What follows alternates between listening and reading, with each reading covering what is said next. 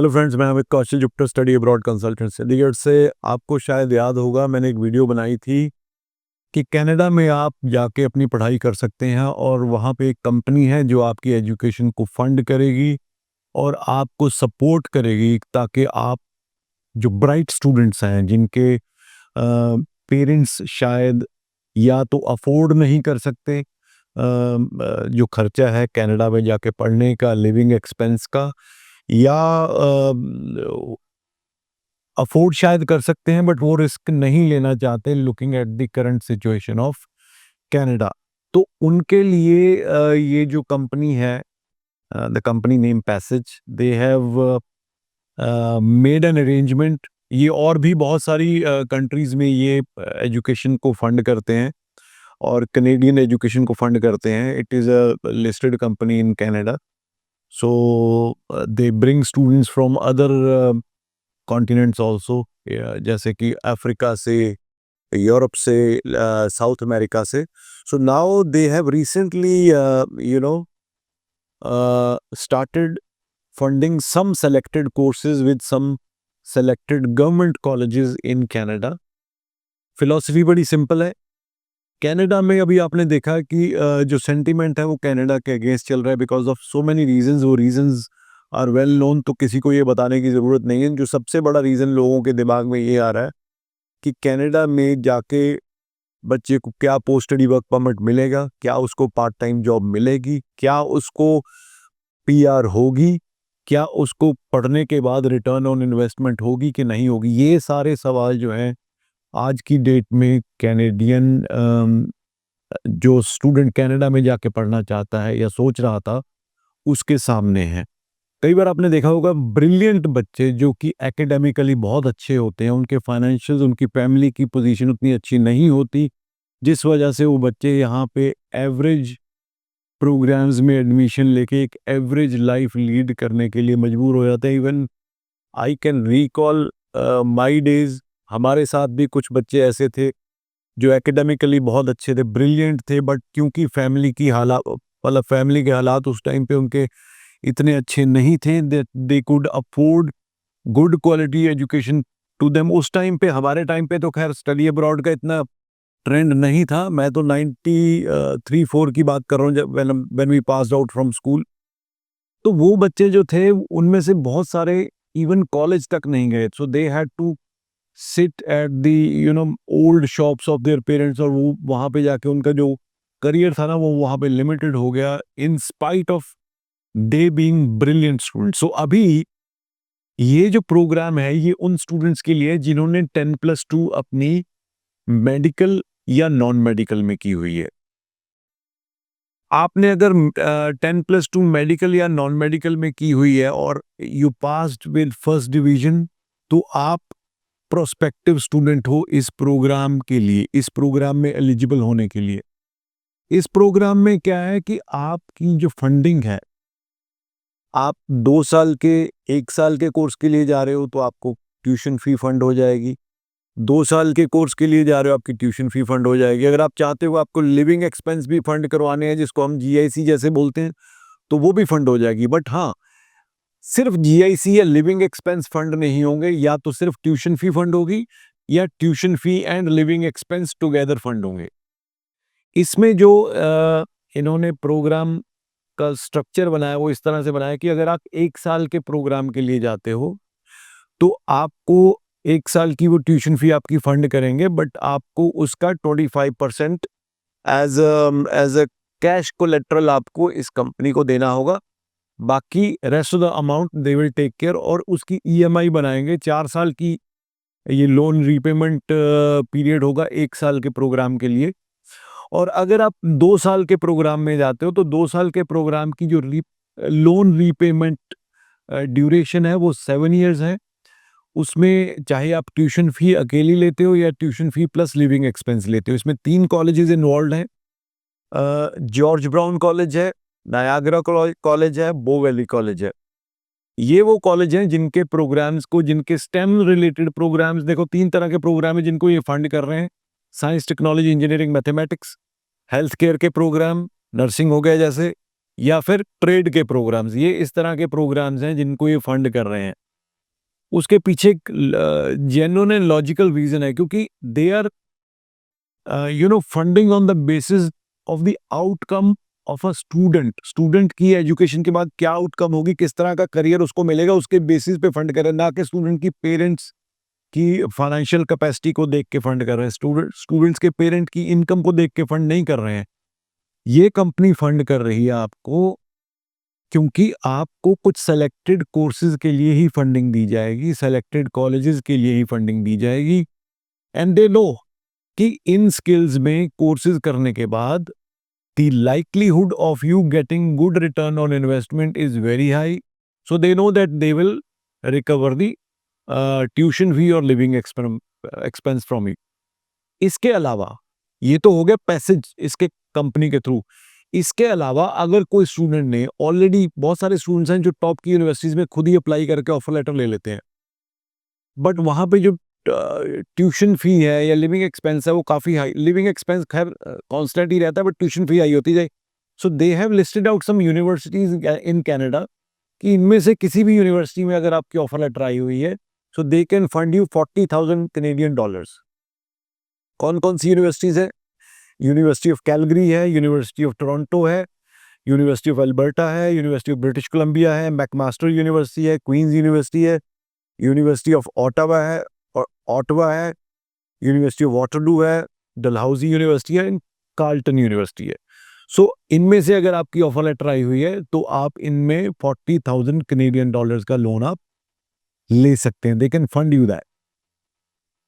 अब इसमें आपको बड़ा सिंपली मैं बता देता हूं, जो ये इंटरेस्ट चार्ज करेंगे आपसे, इट इज नॉट कि फ्री में आपको लोन दे रहे हैं, no, they will charge you rate an interest which is 11.95% per annum. It would be reducing. तो इन्होंने इसकी कैलकुलेशन एक बनाई हुई है, वो मैं आपसे अभी शेयर कर देता हूं। अगर 1 ईयर का प्रोग्राम है, 1 ईयर के प्रोग्राम में 20,000 आपकी लिविंग कॉस्ट है और 18,000 20,635 जो कि जीएसी की जैसे वो उन्होंने लिखा है लिविंग कॉस्ट है, 18,000 का आपका प्रोग्राम की फीस है, तो टोटल आपका 38,635 आपका, अगर आपने लोन दोनों पे लिया है, लिविंग कॉस्ट पे और इस पे ट्यूशन फी पे, तो आपको 38,635 ये फंड करेंगे। अगर आपने सिर्फ लिविंग एक्सपेंस ट्यूशन फी ही फंड करवानी है तो आपको 18,000 का फंड करेंगे 1 साल के प्रोग्राम के लिए। अब आपको इनको अपफ्रंट जो कैश कोलेटरल है कितनी देनी है? अगर आपने सिर्फ ट्यूशन फी किया हुआ है तो आपको सिर्फ $4,500 देने हैं। $4,500 आप लगा लो कि मल्टीप्लाई बाय 60 कर लो, तो उतनी आपको इनको as a cash collateral security देनी है। बाकी जो फीस है साल की वो खुद पे करेंगे। मान लो अगर आपने लिविंग एक्सपेंस जो कि 20,635 है प्लस 18,000 आपने इनसे लोन करवाया, फंड करवाया है जो कि 38,635 है 1 साल के लिए, तो आपको अपफ्रंट इस कंपनी को 9,650 कैनेडियन डॉलर देने हैं। तो अप्रोक्सीमेटली 6 लाख के करीब आपको देना है और आपके बच्चे का 20,635 और $18,000 यानी कि 38,635 कैनेडियन डॉलर ये पे करेंगे और ये डायरेक्टली कॉलेज को पे करेंगे और आपका कैनेडियन बच्चे का अकाउंट खुलेगा, उसमें डायरेक्टली डालेंगे। ये नहीं कि वहां से पैसा पहले यहाँ पे आएगा, यहाँ से बच्चा वो करेगा, no. And in any case अगर बच्चे का वीजा रिफ्यूज हो जाता है तो जो आपने कैश कोलेटरल इनको दिया हुआ है वो एज इट इज आपको बिना किसी कटौती के अकाउंट में आ जाएगा। एक्सचेंज रेट में ऊपर नीचे हो गया वो होगा, but this company will not deduct a single penny from that. अब इसी तरह से 2 साल का अगर प्रोग्राम लेके चल रहे हो, जो कि मोस्टली बच्चे लेंगे क्योंकि +2 पास बच्चा मोस्टली जाएगा, उसमें आप 2 साल की ट्यूशन फीस प्लस 20,635 अगर करते हो तो 56,635 की का लोन है जो आप लेते हो। उसके लिए आपको जो कैश कोलेटरल अपफ्रंट देना है वो देना है 14,150 कैनेडियन डॉलर। अब इसको मल्टीप्लाई आप कर लेना। तो इस तरह से ये प्रोग्राम रन करता है। अब इसमें इन्होंने बताया, इन्होंने ना मंथली ईएमआई बना के एक चार्ट दिया है जिसमें अगर आप सिर्फ ट्यूशन फीस 1 साल की करवाते हैं तो आपको महीने में सिर्फ 260 कनेडियन डॉलर इनको इंस्टॉलमेंट पे करनी है। ये इंस्टॉलमेंट कब पे करनी है? जब आपका बच्चा वहां पे पढ़ ले। मान लो आज आपने लोन करवा लिया, यहाँ पे क्या होता है, आपको बैंक लोन करता है, जैसे ही बैंक ने डिसबर्स कर दिए पैसे, आपकी ईएमआई शुरू हो जाती है। बट वहाँ ऐसा नहीं है। मान लो आज हम बैठे हैं मार्च के महीने में और आपके बच्चे की सितंबर इनटेक के लिए, ऑफ कोर्स ये सितंबर इनटेक के लिए होगा क्योंकि ये जितने भी कोर्सेज हैं, stem, health care, trade courses, ये सितंबर में अवेलेबल है। तो इनमें से किसी में भी एडमिशन हो गई, पैसे पे हो गए, वीजा लग गया, ठीक है, बट अभी कोर्स नहीं स्टार्ट हुआ, तो आपकी ईएमआई भी स्टार्ट नहीं होगी। जब बच्चा वहां पे एनरोल करेगा, अगर सितंबर में एनरोल करेगा, तो अक्टूबर ऑनवर्ड्स उसकी ईएमआई उसको देनी पड़ेगी। तो वो कहाँ से देगा? सबसे ज्यादा तो वो अपनी जीआईसी में उसको $1750 तो जीआईसी से मिलेगा। तो उसमें से $260 वो पे कर देगा और rest of the amount he can use any other way. अगर बच्चा 2 साल की सिर्फ ट्यूशन फीस करवाता है तो उसकी ईएमआई बनती है $540। और अगर बच्चा 2 साल की ट्यूशन फी प्लस 1 ईयर के लिविंग एक्सपेंस करता है तो उसकी ईएमआई बनती है $840। तो इस तरह से ये जो प्रोग्राम है रन करता है। वो कह रहे हैं कि सैलरी ड्यूरिंग स्कूल, यानी कि क्योंकि आप वहां पे अच्छे प्रोग्राम्स में जाओगे, this company also helps you in getting the part time job, but they do not guarantee that, they say they help you. तो अगर हम मिनिमम वेज लेके चले तो $17.20 है। तो 24 घंटे आप एक हफ्ते में अलाउड हो काम करने के लिए, तो आपको मंथली आप 1651 कनेडियन डॉलर कमा सकते हो मिनिमम बेस से।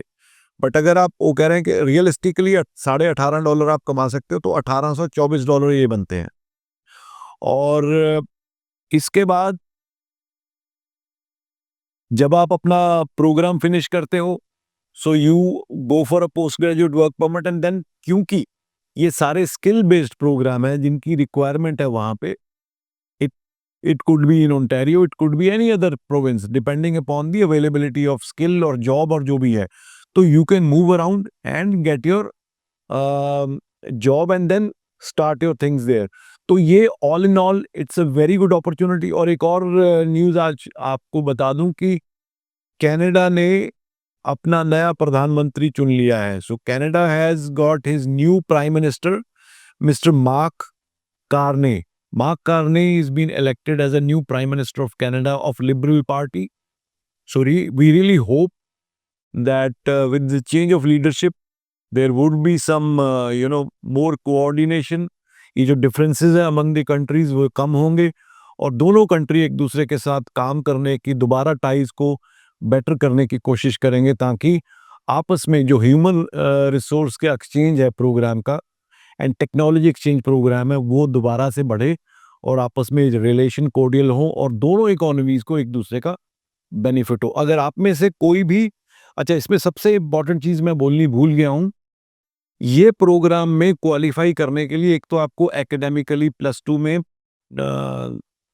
नॉन मेडिकल या मेडिकल होना जरूरी है।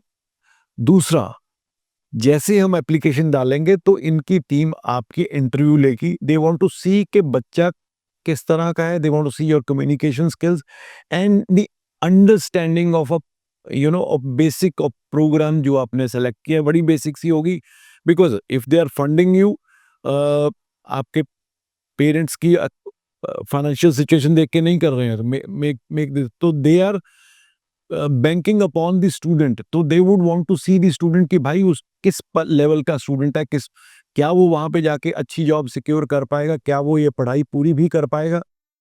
क्योंकि unfortunately for last 2-3 years there have been cases जहाँ पे स्टूडेंट्स कनाडा गए हैं बट उनका जो लेवल ऑफ कम्युनिकेशन है, अंडरस्टैंडिंग है, that is way below what was expected. तो इस प्रोग्राम में उन्हीं को फंड किया जाएगा, अच्छे स्टूडेंट होंगे एकेडमिकली भी और कम्युनिकेट अच्छा कर पाएंगे। तो उम्मीद करता हूं ये जो अपॉर्चुनिटी है ये एक इस मार्केट को दोबारा टर्न अराउंड करेगी और जो रियल एजुकेशन पॉसिबिलिटीज है, रियल स्किल बिल्डिंग अपॉर्चुनिटीज हैं, ये उस की तरफ एक बढ़ाया हुआ नया कदम है। तो आप अगर ये इनमें से प्रोग्राम में अप्लाई करना चाहते हैं सितंबर इनटेक में, दिए हुए नंबर्स पे कॉल करके हमारी टीम से संपर्क करिए। आप आके मिलना चाहते हैं, 17 सेक्टर चंडीगढ़ में हमारा ऑफिस है, बात करना चाहते हो, दिए हुए नंबर्स हैं. So any query related to this, just let us know, will help you. Thank you so much.